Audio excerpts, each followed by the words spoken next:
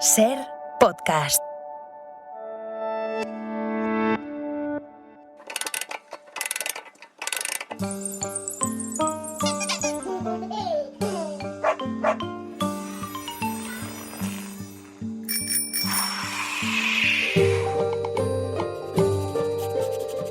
Por el principio. Un buceo por los orígenes en primera persona.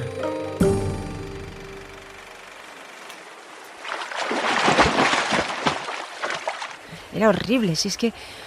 qué mal coordinaba yo, brazos, piernas, respiración. Dios, lo de un pato mareado era demasiado decir de mí. Era horrible. Tengo tanto agobio, esa sensación de llegar a aquella piscina pequeña. Además era una piscina pequeña, con mucha humedad, mucho calor.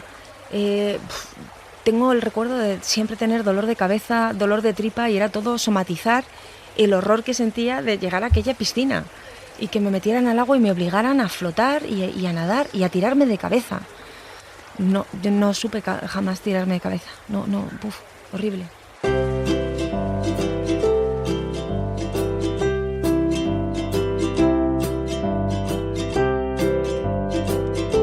Esa niña a la que no le gustaba la piscina es una de las nadadoras paralímpicas más importantes de nuestro país. Con 26 medallas obtenidas en los Juegos Paralímpicos, ha ganado 20 mundiales y 42 competiciones europeas. Teresa Perales tiene una larga carrera deportiva en la que ha acumulado todo tipo de premios, entre ellos la Gran Cruz al Mérito Deportivo, la más alta distinción que se otorga al deporte en España, que hace 7 años la convirtió en la primera mujer que la tiene. Además de deportista de élite, Teresa Perales es diplomada en fisioterapia, ha sido profesora, diputada en las Cortes de Aragón por el Partido Aragonesista, escritora y conferenciante. Durante casi 20 años dedicados a la competición, Teresa Perales se ha convertido en una referencia del deporte paralímpico, algo que jamás imaginó siendo pequeña, cuando era una niña tímida y asmática, amante del karate, que de mayor quería estudiar medicina para trabajar en África. Una niña a la que le esperaban 2 grandes dificultades: la muerte de su padre en su adolescencia y una enfermedad que la dejaría en silla de ruedas. Es una historia que merece ser contada empezando por el principio. Por el principio. Por el principio. Por el principio.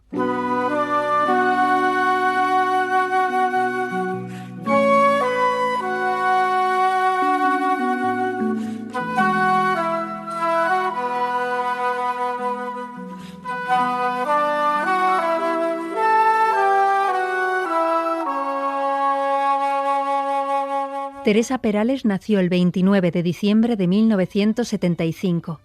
Fue un parto prematuro que la trajo al mundo 2 meses antes de tiempo. Estuvo 20 días en una incubadora antes de que sus padres pudieran llevarla a casa, algo que su madre recuerda con pena, puesto que en aquella época no se permitía el contacto físico con los bebés tal y como sucede ahora. El hecho de haber nacido además en diciembre provocó que se llevara casi un año de diferencia con muchas de sus compañeras de clase. Los primeros cursos en el colegio fueron duros. A Teresa le costaba seguir el ritmo, por lo que se convirtió en una niña metódica que desarrolló una gran capacidad de esfuerzo para superarse. Siempre fui la más pequeña de clase, siempre. No de altura, porque de altura al principio era bastante alta, luego ya me quedé, porque soy bajita, mido 1,62, pero al principio era de las altas, pero sin embargo la más pequeñita. Y de hecho en los primeros años de colegio la verdad es que lo noté, que había niñas con las que me llevaba un año completo, y claro, se nota mucho en la madurez, en las habilidades y demás, pues en la destreza, pues se nota un poquito. Luego ya obviamente no, pero al principio, los primeros años sí que se notaba.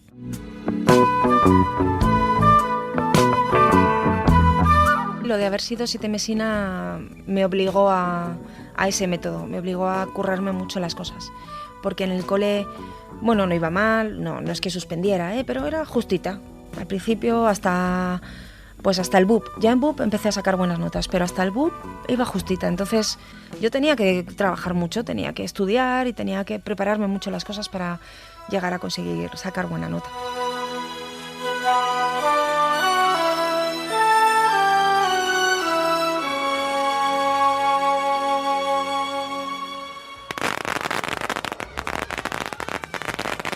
Hola, ¿qué tal, Mari? ¿Cómo vas? Aquí estoy con mi sobrina Sebi, que ha venido de Zaragoza por fiestas.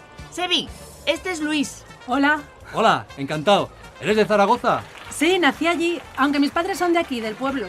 ¿Y es la primera vez que vienes aquí a Cebo? Vine con 3 años, pero no me acuerdo de nada. Es que como si fuera la primera vez. Te parecerá muy pequeño comparado con Zaragoza. No te creas, lo que me gusta mucho es que aquí todo el mundo tiene el acento de mis abuelos. Seguro que Zaragoza está llena de extremeños. De aquí del pueblo se han ido unos cuantos. ¿Y por allí qué tal son las cosas? Me han dicho que hace mucho frío y mucho viento, ¿no?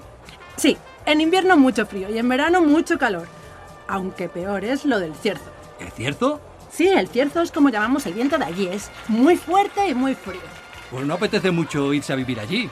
¿Tú no piensas salir del pueblo? No. A mí aquí me sobra el trabajo. Por la mañana estoy en la panadería y por las tardes en el cine. ¿Trabajas en el cine? Me encanta el cine. Voy siempre que puedo en Zaragoza. ¿Ah, sí? ¿Te apetece venir mañana?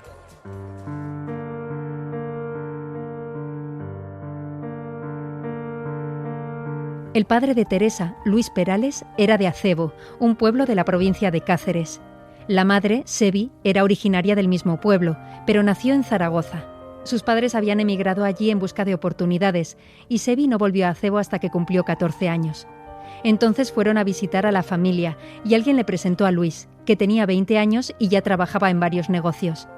Sevi volvió a Zaragoza y los dos empezaron una relación epistolar que duró 4 años hasta que ella cumplió los 18 y volvió al pueblo. Ese verano empezaron a salir en serio, pero la madre de Luis se murió de un problema cardíaco. Él tenía que ocuparse entonces de sus hermanos y puso distancia en la relación. Pero la historia no se quedó aquí. 3 años después, cuando Sevi tenía 21 años, volvió a Acebo para visitar de nuevo a su familia y el reencuentro fue inevitable. Ambos se lo dijeron a la familia y Luis decidió irse a vivir a Zaragoza con Sevi.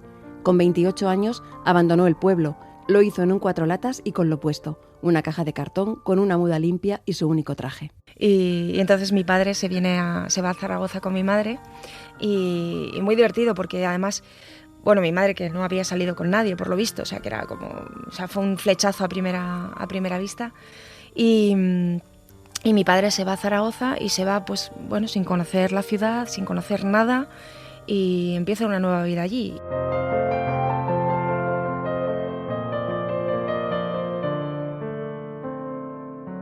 Claro, tiene que empezar a ganarse la vida. Mi madre trabajó toda la vida vendiendo cocinas en distintos sitios, pero siempre vendiendo cocinas.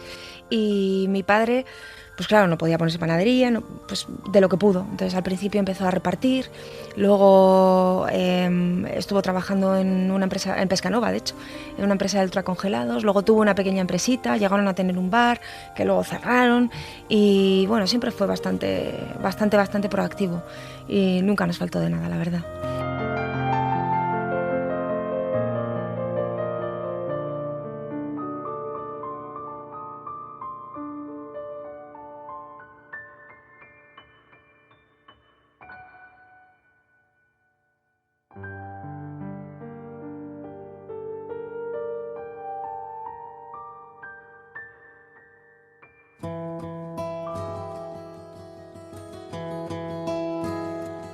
Luis Perales Vargas, ese hombre que dejó el pueblo por amor, nació en Acebo, en la Sierra de Gata, a los pies de Jálama.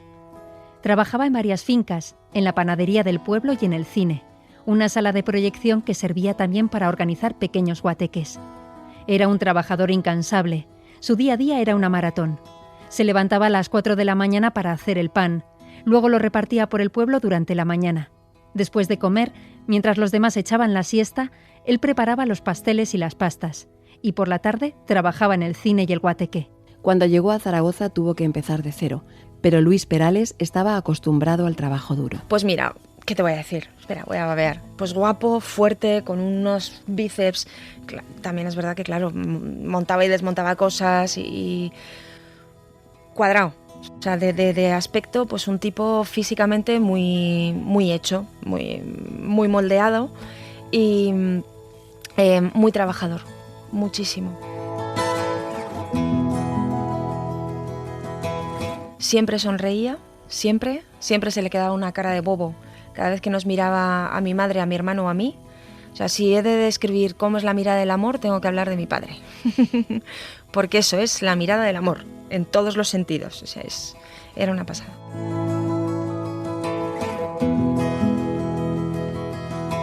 Pues es que era asmática y bueno, lo sigo siendo, pero en aquello, cuando era pequeñita tenía muchas bronquitis asmáticas y el médico les recomendó que hiciera playa y monte. Y entonces, bueno, pues cerca de Zaragoza, en un montecito, compraron un trocito de terreno entre varios compañeros de trabajo.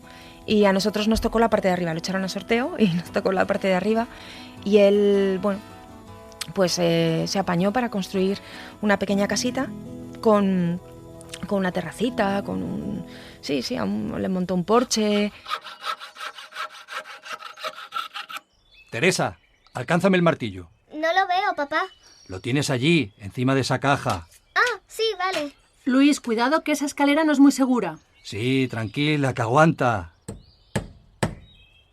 Bueno, esto ya está. Ahora a lo mejor no lo veis claro, pero va a quedar una casa estupenda. ¿Y vendremos todos los fines de semana, papá? Claro, hija. En la planta de arriba pondré las habitaciones. Y así no habrá que subir y bajar en el día. Y podremos quedarnos a dormir. De todas formas, estamos muy cerca de Zaragoza. Podemos coger el coche cuando queramos y nos plantamos en un momento. Lo bueno que aquí el aire es más puro. Y eso es justo lo que necesita mi niña. Eso es bueno para mis bronquitis. ¿A que sí, papá?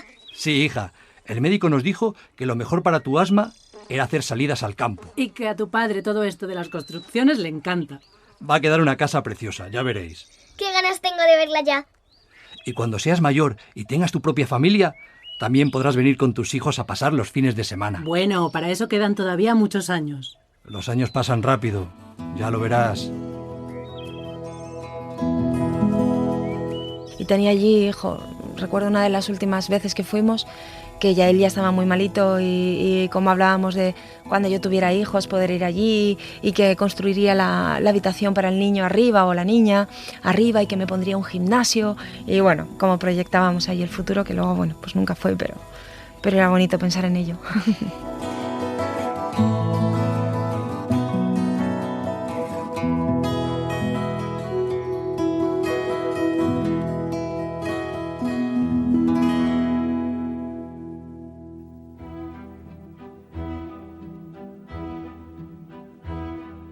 La madre de Teresa Perales se llamaba Eusebia Fernández, aunque todo el mundo la llamaba Sebi.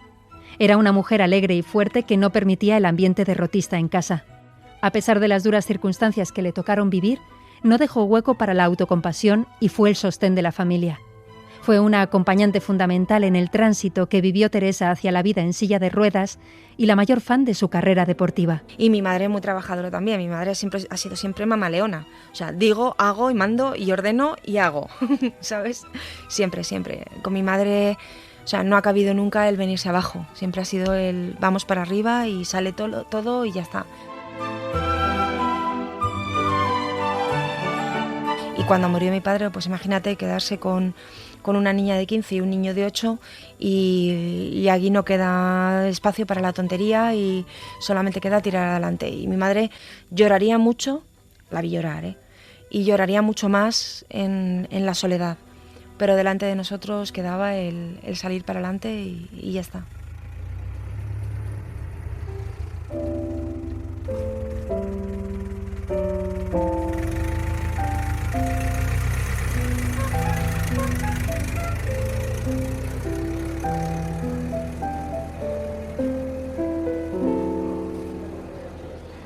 Los abuelos maternos de Teresa se llamaban Dámaso y Eloísa.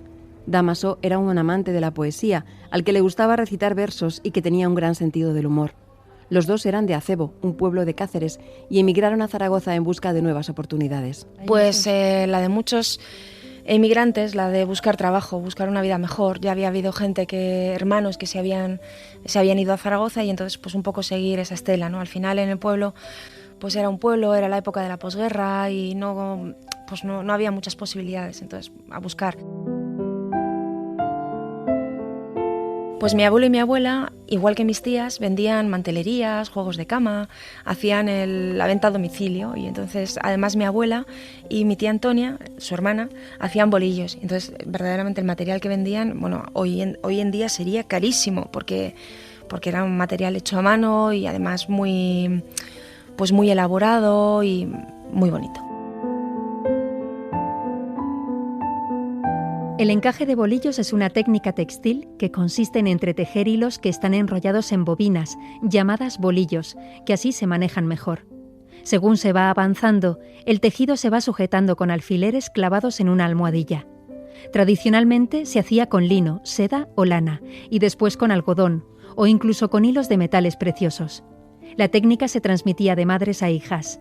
Muchos tipos de encaje se inventaron durante la época de apogeo del bordado, entre los siglos XVI y XVIII, y llegó a ser una industria importante en Bélgica, Inglaterra, España y Francia. La llegada de las máquinas bordadoras automáticas dejó sin trabajo a las artesanas casi completamente. Pero ha habido recientemente una reaparición del bordado, hasta el punto de aparecer bolillotubers que enseñan la técnica mediante vídeos en Internet.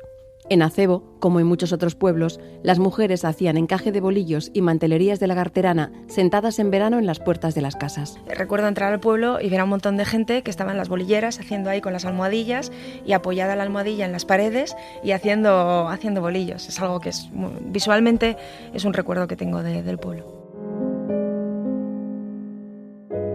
Y mi abuelo Damaso pues acompañaba a mi abuela y siempre iban además con el hato que decían ellos, con todas las mantelerías y todo metidas en como una especie de pañuelo a cuadros y lo llevaban encima y entonces iban con el coche que tuvieran en el momento y se iban a repartir pues a Lérida, a un montón de sitios.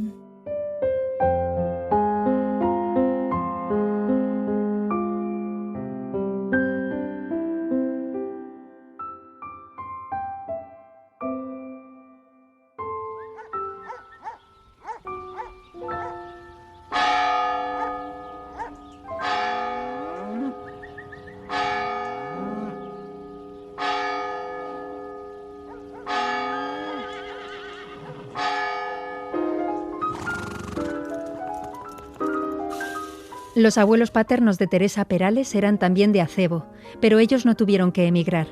José y Teodora tenían una panadería y un cine en el pueblo, lo que les permitía vivir con cierta holgura. Su casa estaba en la plaza del pueblo, muy cerca de la iglesia del siglo XVII. Teodora murió relativamente joven, de una enfermedad cardíaca, dejando viudo a su marido José. A mi abuelo José sí que lo conocí, a mi abuela Teodora no, porque murió muy joven de un problema de corazón. Yo creo que tendría 40 y pocos años cuando falleció, entonces lógicamente no la conocí. Y bueno, pues por la situación familiar eran 4 hermanos y los 4 hermanos, pues 3 estudiaron y mi padre era el que trabajaba, el que se encargaba del molino, de la panadería, de la discoteca, del cine, bueno, tenían un poco de todo. Pues no era el mayor, pero bueno, pues no sé si es porque se decidió que fuera él o porque a lo mejor a él no le gustaba estudiar. La verdad es que no sé, pero es el que se dedicó a la parte del trabajo y mis tíos fueron los que estudiaron y los que fueron maestros todos.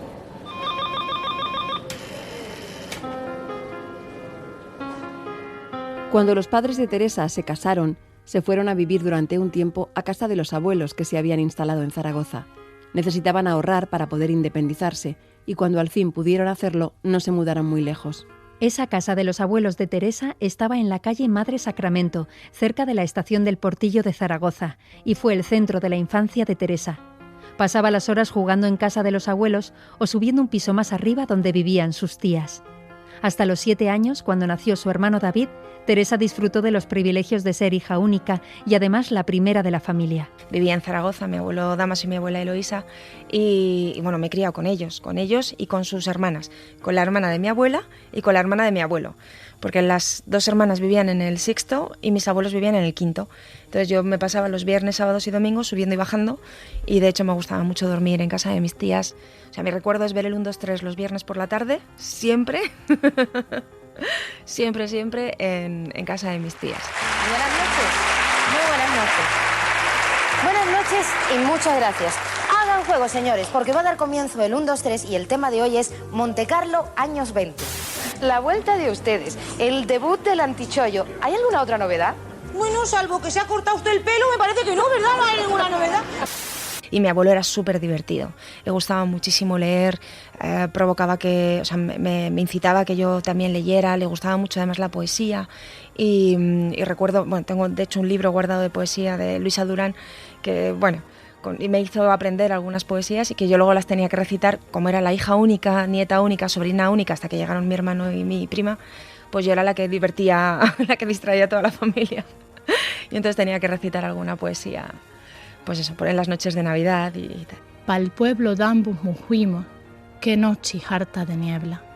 Muy maleto iba el mi neni cuando le monté en la yegua, cogío con la su maire y con buena temblaera. Quietecino en los sus brazos, sin coscársela mi prenda, ni luna cabía en el cielo. Ay Dios, qué noche tan negra. Claro, yo podía ir de una casa a la otra. Ahora, por ejemplo, mi hermano y yo, pues es que vivimos cada uno en una punta de Zaragoza y verdaderamente, pues si ya te cuesta 20 minutos llegar de un sitio a otro, pues incluso mi hijo no tiene la misma relación con mi hermano que la que yo podía tener con mis tíos porque vivíamos cerca, ¿sabes? Y bueno, son las cosas del ahora y las del antes.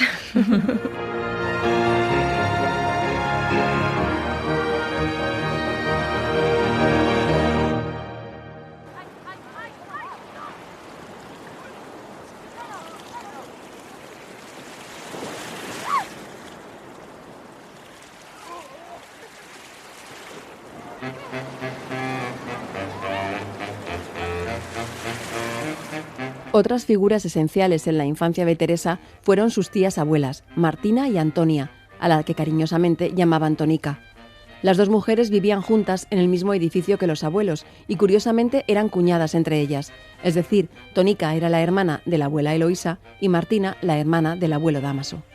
Las tías Tonica y Martina no solo pasaban tardes enteras con Teresa en Zaragoza, sino que también se la llevaban a Castellón en verano para que disfrutara de la playa mientras ellas se dedicaban a vender sus mantelerías. Iba a Castellón con mis tías, con la hermana de la hermana de mi abuela y la hermana de mi abuelo, que como también hacían lo mismo de vender las mantelerías y demás, pues ellas tenían una parte del año dedicada a toda esa región de Valencia, a la zona de Castellón, Burriana, bueno, pues toda esa zona de por allí.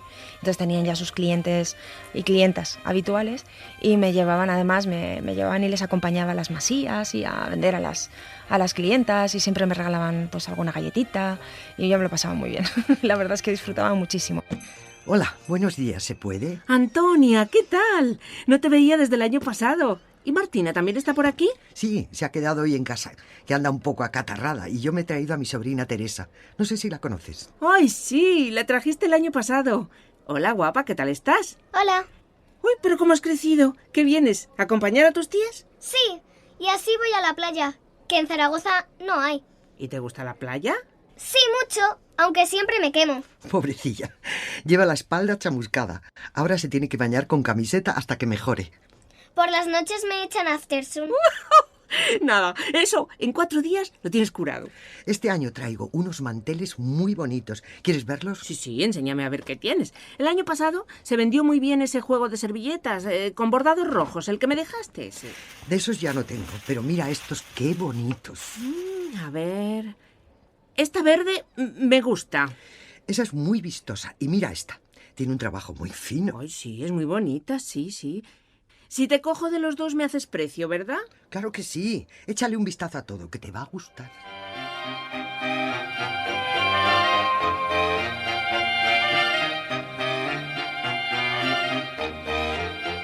Y además iba allí, al principio iba yo sola, pero luego ya se incorporó también otra prima. Y claro, bueno, con mi prima Marta tengo allí recuerdos increíbles porque pasábamos muchos días, nos llevamos solo 3 años y bueno, pues eso no es mucho en aquella edad y bueno, muy bien, me lo pasaba muy bien. Aunque Martina era la tía que le concedía a Teresa todos los caprichos, era con Tonica, la tía más seria y responsable, con la que tenía una relación especial. En la familia se contaba que la tía Tonica había sufrido una depresión y que cuando Teresa nació se ilusionó tanto con ese bebé que se curó. Quizá por esa historia familiar o por la química que había entre ellas, Teresa y su abuela Tonica se querían muchísimo. Cuando Tonica murió por una enfermedad degenerativa, Teresa, que entonces tenía 24 años, no se separó de su cama en los últimos días. Mi tía Antonia y yo, además, bueno, con mi tía Marta también, con mi tía Martina, por supuesto, también, y era algo como, no sé, siempre, claro, me permitían hacer de todo. Eran las que me malcriaban totalmente. Además, mi tía Marta era la que nos compraba las chuches y la que jugaba más. Y sin embargo, yo es verdad que me iba mucho con mi tía Antonia. Era, no sé, era un cariño muy, muy especial. No sé muy bien por qué, pero era esa relación que sale ahí y que es vital. Eran las dos solteras, sí. Y se quedaron ahí, pues eso, una hermana y otra hermana, y al final pues vivían juntas. Era pues algo, claro, nosotros lo vivimos como muy normal. Pues oye, pues si no tenían pareja, pues vivían juntas. Pero el caso es que sí, que vivieron juntas siempre y que era genial para mí, pues eso, el poder subir, poder bajar. Mi hermano ya lo vivió menos porque ya, pues ya eran ellas más mayores. Ya luego con lo de mi padre, pues quizá es verdad que ya no íbamos tanto a sus casas, pero sí me hicieron una infancia súper feliz, tremendamente feliz.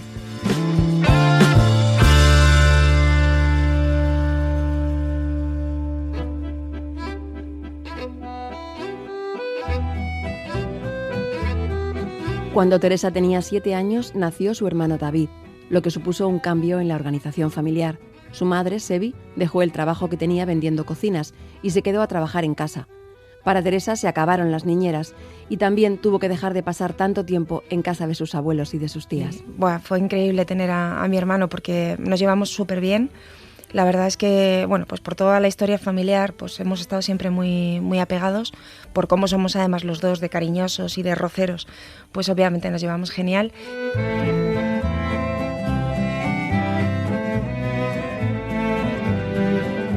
Bueno, yo quería una niña, yo quería una hermanita, y esto además él lo sabe, ¿no? Y mis padres, un poco por consolarme, me dejaron ponerle a mí el nombre y yo elegí David, porque había un niño en la guardería que se llamaba David, me imagino, y pues supongo que me gustaba el crío y bueno, pues me gustó David. Primero lavar todos coches, luego cera. Cera. ¿Por qué tengo que lavar todos los...? Recuerda trato, no preguntas. Sí, pero yo... Derecha. Dar cera, mano derecha. Pulir cera, mano izquierda.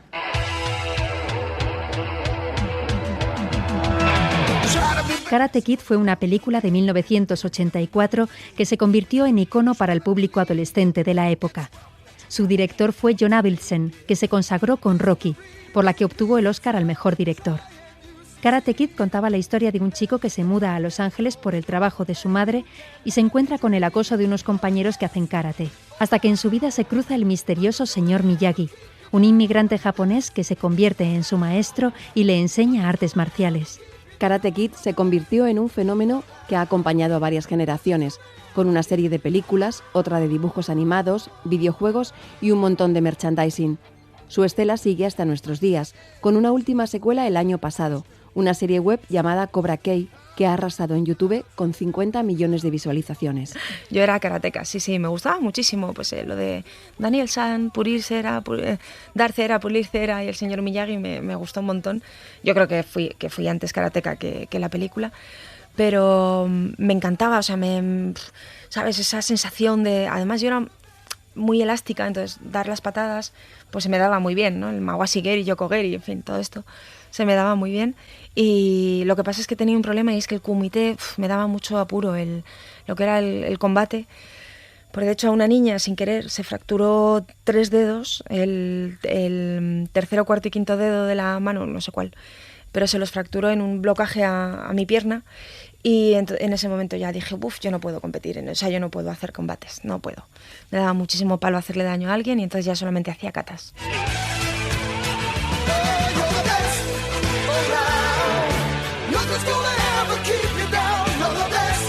Mucho. Fíjate que me gustaba tanto el karate que yo me habían apuntado a karate y a gimnasia rítmica. Yo no era gordita, pero tampoco estaba delgadita. Y entonces, no sé si por hacer más ejercicio o por emplear también esas tardes, hacía primero el karate y llevaba debajo del kimono, llevaba el maillot y las mallas.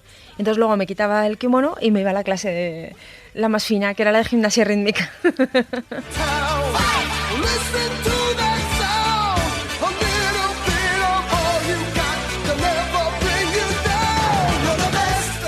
Karate y judo eran muy comunes y además los practicábamos juntos, siempre juntos, y combatíamos juntos, chicos, chicas. No recuerdo ni una sola vez haber tenido que estar separada y haber competido solo con niñas. Yo, lo hacía niñas. De hecho, uno de mis compañeros era Santiago, y Santiago era, que su padre era el dueño del gimnasio y el dueño del sitio, y él es ahora maestro de karate, y además maestro de algunas de las personas que han estado, de algunos de los karatecas que han ido al Mundial de Karate, que han estado compitiendo ahora aquí en Madrid.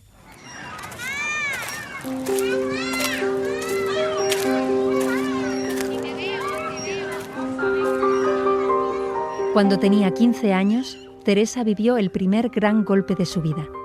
A su padre le hicieron un reconocimiento médico rutinario en la empresa de congelados en la que trabajaba y saltó la alarma. Algo pasaba con su sangre. 11 meses después, Luis Perales murió de leucemia. El padre de Teresa, que no soportaba las agujas, pasó 11 meses con transfusiones continuas de sangre.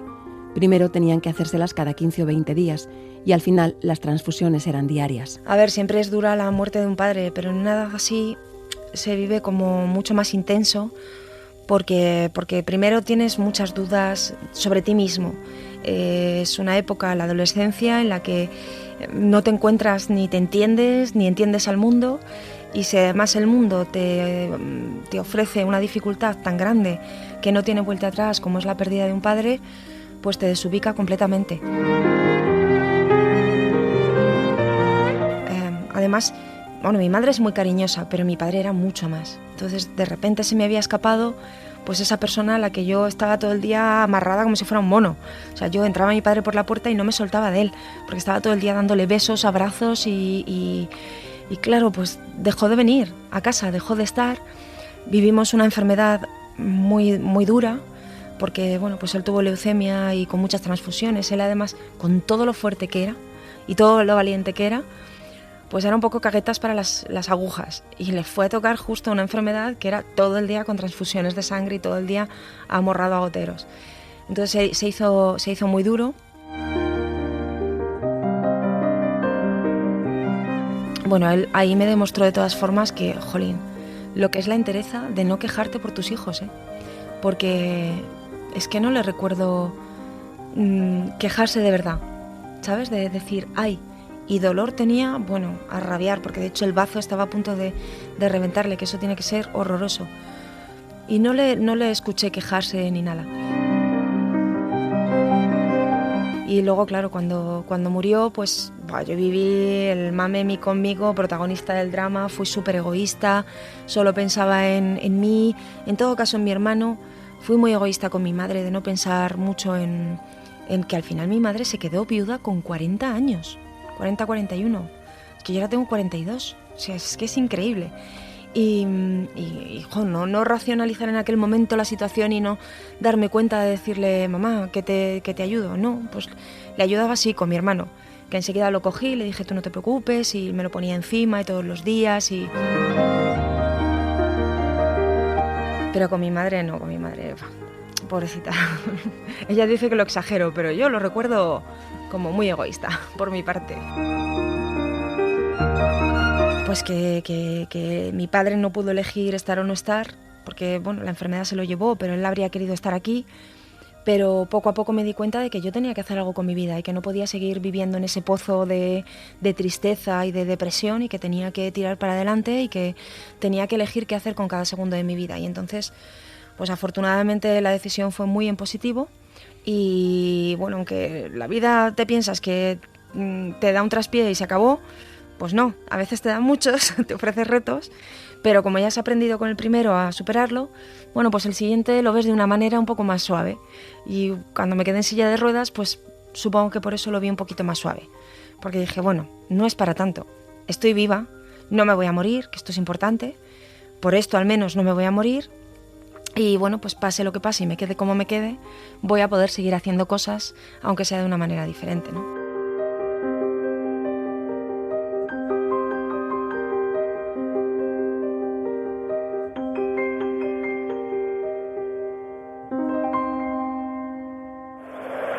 Y ahí tienen a los seguidores del Real Zaragoza, y este es Stephen Schwartz, que ha hecho un partidazo impresionante.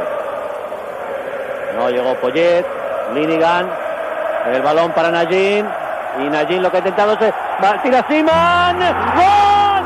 ¡Gol de Najin! ¡Gol de Najin! ¡Gol de Najin! El equipo de fútbol Real Zaragoza consiguió la victoria más importante de su historia en 1995, cuando ganó la Recopa de Europa. La final se jugó en París y el equipo rival era el Arsenal inglés. En el último minuto de la prórroga, es decir, el último minuto del partido antes de ir a la tanda de penaltis, el jugador Najim chutó desde casi 50 metros y metió el gol de la victoria. Los maños ganaron 2-1. Nada más terminar la final, miles de zaragozanos se concentraron en la Plaza de España de la ciudad para celebrarlo. Allí estaba Teresa Perales. La neuropatía, que es la enfermedad que genera el que yo vaya en silla de ruedas, esto pasa el día que el Zaragoza gana la Recopa. Ese fue el último día que yo salí corriendo. Yo estuve viéndolo con Vanessa, con esta amiga que te decía antes, lo estuvimos viendo en casa con mi hermano, con mi madre. Bueno, esos súper golazos, el de Snyder, que parece que nadie se acuerda, pero que Snyder metió el primer gol. Y ya luego Najim metió ese gol que es, vamos, es épico porque era de los imposibles, de esos que, ¿qué va? ¿Qué hace? El que todo el mundo además cuando lo lanzó dijimos ¡hala! Y que luego es ¡guau! ¡Gol! Bueno, pues eso lo recuerdo.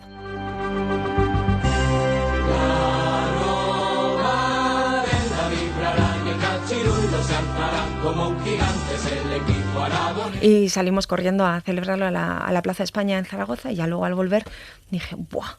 Pero qué regalentón de pies, qué dolor de pies tengo. Y fue el principio de lo que vendría después. Hola, cariño.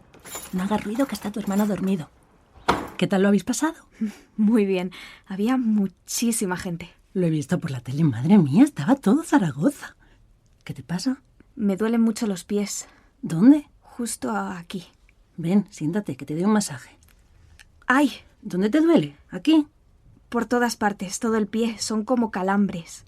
Todavía te estás recuperando de la tuberculosis. ¿No crees que es un poco pronto para que te vayas por ahí a saltar? Ay, mamá, no empieces. ¿Qué tendrán que ver los pulmones con los pies? Pues todo. Es el mismo cuerpo y tú has acabado muy debilitada con tanto antibiótico y tanta historia.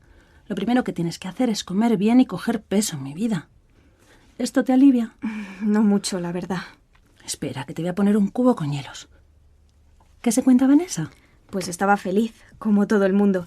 Ya sabes que esa es del Real Zaragoza hasta la médula. Si es socia desde pequeña y todo.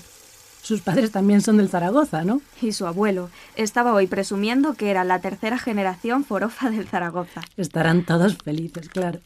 A ver si llamo mañana a su madre. Toma, mi vida, mete los pies aquí. Ay. ¿Mejor? Sí. Tráeme una toalla, que se está saliendo un poco de agua.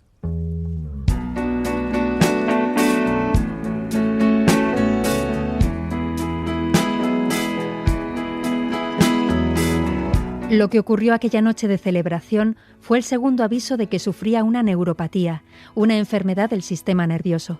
Lo que había comenzado con tos seca y fiebre alta y el diagnóstico de una tuberculosis, terminó con fuertes calambres en las piernas y un dolor que tan solo se calmaba metiendo los pies en agua helada.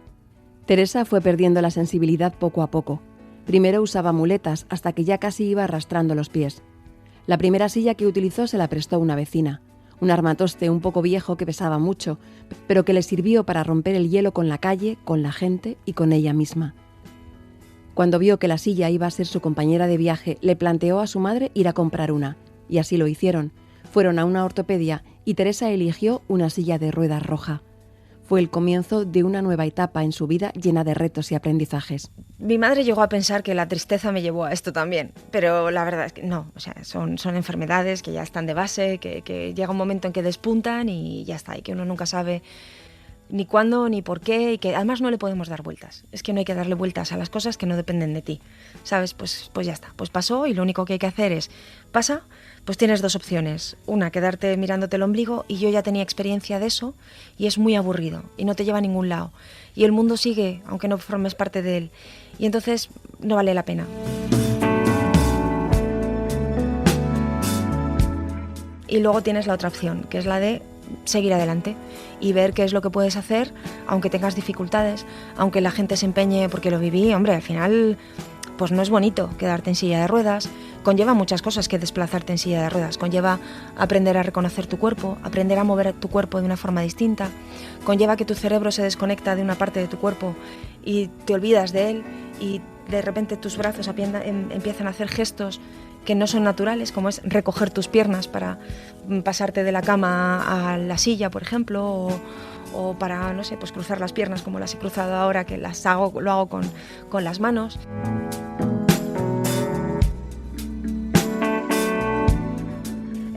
Conlleva el exponerte ante la gente de una manera muy distinta y que la gente te vea raro, que te vea con pena, que te vea como tú no quieres que te vean y como no te produce ningún placer, pero como luego le vas también transformando esa mirada a la gente y la cambias por completo. Pero no es fácil, la verdad es que es un proceso muy difícil en el que a veces te encuentras, por mucho que te acompañe tu familia, te acompañe el entorno, te encuentras solo porque no te entienden, porque lo que tú vives lo vives tú, ¿sabes? Y porque incluso los que lo viven contigo a veces lo magnifican.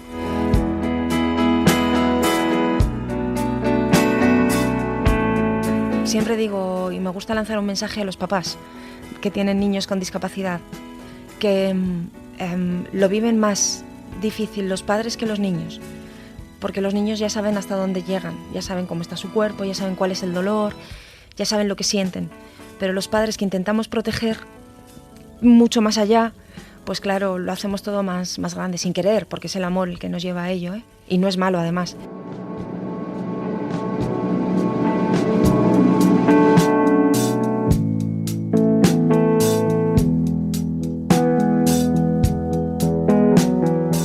Cuando Teresa Perales tuvo que empezar a usar silla de ruedas, las barreras arquitectónicas estaban por todas partes. En las últimas décadas, la presión de las asociaciones de personas con discapacidad ha visibilizado los obstáculos a los que se enfrentan en la vida cotidiana y ha propiciado que la legislación en cuestiones de accesibilidad haya cambiado muchísimo en los últimos años. Desde 2013, la ley establece que cualquier vecino pueda plantear a la comunidad de propietarios la realización de obras en el edificio para garantizar la accesibilidad. En la época de Teresa Perales, las cosas eran mucho más complicadas. Hoy ya la normativa está a favor de la persona con movilidad reducida, pero entonces no. En aquellos tiempos, y no estoy hablando de hace tantos años, en el año 95-96 estaba a favor del vecino. Y si un vecino decía que no, pues no se hacía accesible la casa. Y nada, durante 10 años de mi vida tuve que estar entrando y saliendo por la rampa del garaje, que era una rampa bastante empinada, tanto que la tenía que subir haciendo zigzag porque si no me volcaba. Que cuando mi marido me regaló el perrito y antes de que nos casáramos, el perrito estaba viviendo conmigo en casa de mi madre, cuando el perrito era muy cachorrito y no tenía fuerza para tirar de mí y además se iba para cada lado, pues para sacarlo por las mañanas o a cualquier hora del día, el proceso era que yo me montaba en el coche, o sea, bajaba del garaje, me montaba en el coche y para esto era saco una rueda, saco la otra, pliego el respaldo, subo la silla, bueno, el cojín también lo he quitado, me monto la silla al lado de mi lado, bueno, el perrito lo he metido ya en el maletero, subo la rampa del garaje, aparco en la misma plaza, nada más salir del garaje, vuelvo a sacar la silla, que es saco el chasis, pongo una rueda, pongo la otra, pongo el cojín, me voy atrás, cojo el perro, salgo, doy un paseo con el perro, vuelvo a meter al perro en el maletero, vuelvo a sacar la rueda, vuelvo a sacar la otra rueda, el cojín, la silla, la meto otra vez, vuelvo otra vez a bajar, vuelvo a sacar otra vez la silla y luego vuelvo a meter otra vez la silla y me voy a trabajar o a entrenar. Esto era lo que me hicieron vivir mis queridos vecinos, a los que, oye, igualmente me llevo muy bien con ellos, una cosa no quita la otra, pero aquellos que no optaron por hacerme la vida un poco más sencilla.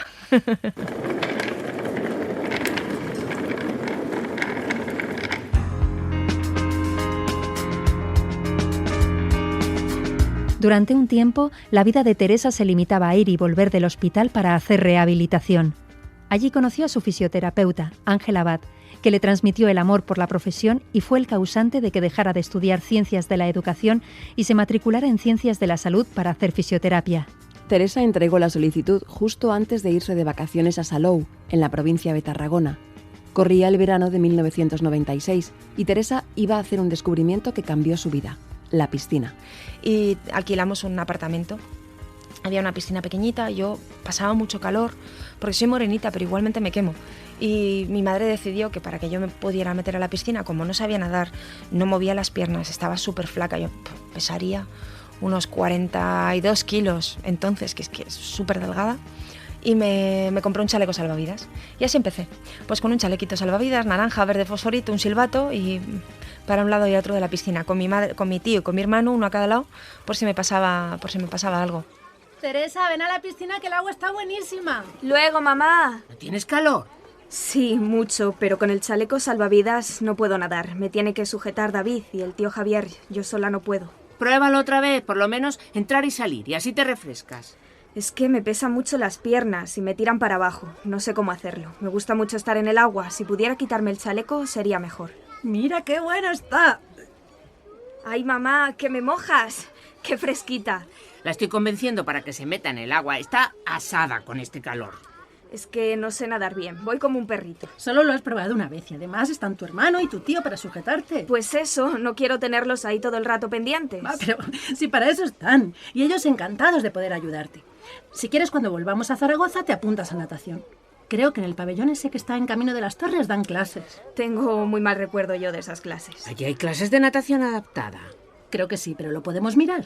Y así también haces un poco de músculo que te has quedado en los huesos. Y ahora que vas a ser fisioterapeuta, necesitas tener fuerza en los brazos. Venga, que me animo a meterme. Pásame el chaleco. Espera que voy a avisar a tu hermano. Y luego, pues poco a poco me quité al tío y al hermano con cariño, y luego el chaleco. Volví a Zaragoza, me gustó mucho la sensación de flotar, de volver a recuperar mi autonomía, ¿sabes? Mi independencia física, de no necesitar la silla, de no necesitar nada, ni a nadie, y en el agua me muevo como quiero, y para arriba, para abajo, izquierda, derecha, rápido, despacio, floto, me hundo, hago lo que quiero. Y empecé a nadar. Y me gustó y entonces me apunté para aprender a flotar en condiciones, porque claro, mis movimientos eran muy prehistóricos, o sea, eran, bueno, nada parecido a la natación.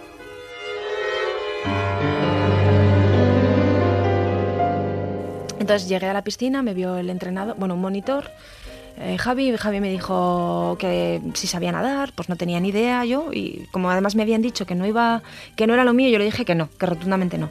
Copié lo que hacía el chico de al lado, llamó al entrenador, Ramiro vino, me dijo estas frases yo nunca fui consciente de que una frase podía transformarte la vida.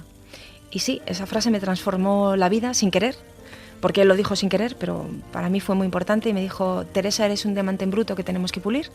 Me lo dijo nada más verme nadar el primer día, los 2 primeros largos, me llevó al equipo y empecé a nadar con el equipo.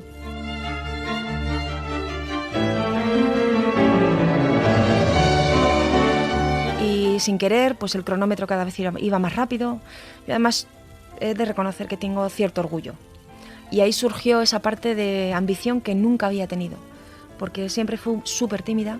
Entonces eso de exponerme a la competición o al público, no.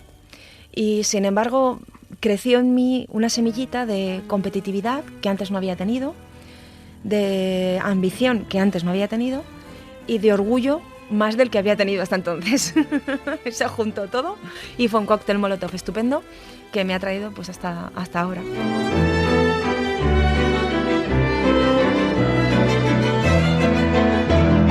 Hasta querer cada día ganar más y más, divirtiéndome mucho en el camino, disfrutando mucho de la experiencia de compartir cada uno de los éxitos, cada una de las medallas y de las experiencias vividas incluso con cada una de mis rivales, porque eso es algo muy bonito que me llevo. Cada una de mis rivales me ha aportado algo, me ha enseñado algo y con cada una de ellas he vivido cosas muy bonitas.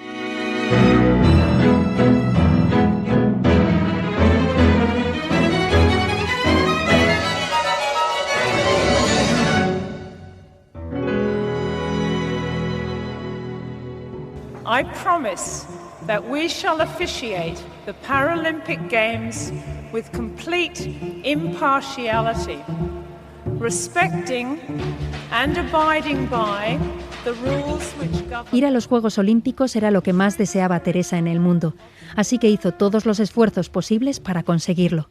Se compró una camilla para poder trabajar dando masajes en casa de su madre con su recién estrenada diplomatura en fisioterapia y así poder ahorrar algo de dinero. Esos masajes pagaron las primeras competiciones internacionales fuera de la selección. Al final consiguió clasificarse para los Juegos Olímpicos de Sydney del año 2000. Los Juegos Paralímpicos son una competición internacional para atletas con discapacidades físicas, intelectuales o sensoriales. El precursor fue Ludwig Guttmann, un médico alemán huido de la Alemania nazi, que organizó la primera competición deportiva para veteranos de la Segunda Guerra Mundial, todos ellos pacientes con lesión medular. Guttmann quería crear una competición de alto nivel para personas con discapacidad, equivalente a los Juegos Olímpicos. Los primeros oficiales fueron los de Roma 1960, con 400 atletas de 23 países. Desde entonces, los Juegos Paralímpicos se llevan a cabo el mismo año que los Juegos Olímpicos. En el año 2000 se celebraron en Sydney y Teresa Perales se llevó 5 medallas a casa, 4 bronces y 1 plata. Para el oro tendría que esperar a Atenas 2004. Ir a unos juegos ya es especial, ir a tus primeros es increíble, además en Sydney. Bueno, ¿qué niña no había soñado con ir a las antípodas, ¿sabes? Algo a lo que solo gente especial, supongo, podía ir. Y de repente estar yo allí como deportista, viviendo unos juegos, compartiendo con tanta gente increíble como eran mis compañeros de selección. Y además mi madre, mi hermano, mi prima podían estar allí en las gradas. Bueno, fue precioso, precioso, precioso, precioso.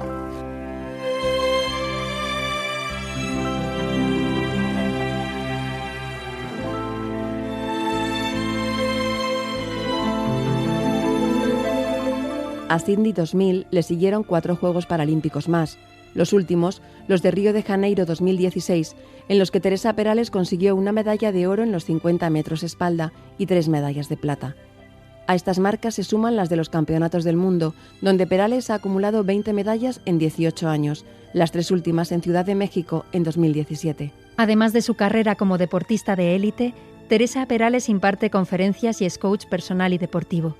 Ha escrito 2 libros, ha sido profesora en la universidad y ha desempeñado diferentes cargos de responsabilidad pública, entre ellos el de diputada en las Cortes de Aragón. Una vida de éxitos deportivos y profesionales que no imaginó esa niña que nació sietemesina y que tenía pánico a hablar en público. Una niña a la que Teresa le rinde hoy respeto y que pasó por todas las dificultades con el apoyo de su familia. Bueno, tengo mucha suerte. Me siento muy privilegiada por haber tenido una familia que me ha acompañado mucho en el camino, que ha sabido sacar lo mejor de mí, que me ha escuchado cuando he llorado, que no me ha dejado tocar fondo y que me ha sostenido siempre con esa fuerza de la mamá de Leona, de la tía Leona, del tío León, del hermano Coraje, por encima de todo, de mi mayor fan, que ha sido capaz de levantarse y de estar conmigo a las 7 de la mañana en la piscina para ayudarme cuando mi entrenador no podía venir. Creo que es fundamental que mantengamos a nuestro niño muy a flor de piel para disfrutar mucho de la vida, porque la vida nos lleva a olvidarnos de la magia de descubrir las cosas por primera vez. Y los niños viven cada día esa magia y no podemos dejarnos llevar por las rutinas, porque pensemos que está todo garantizado, que lo tenemos ya todo hecho, porque no es verdad. Porque hay tantos momentos bonitos que no le damos importancia, porque pensamos que, es uno más. No, es que es uno más. Es alucinante ese uno más. Es un regalo maravilloso que tenemos delante.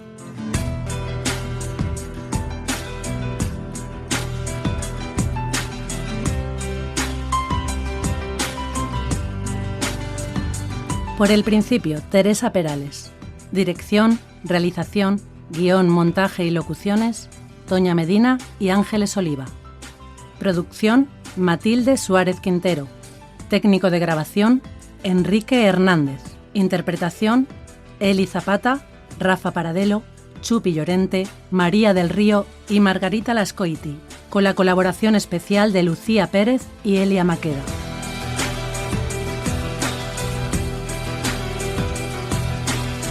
Suscríbete a Por el Principio. Todos los episodios y contenidos adicionales en la app de Cadena Ser y en nuestros canales de Apple Podcast, Spotify, iVoox, Google Podcast y YouTube.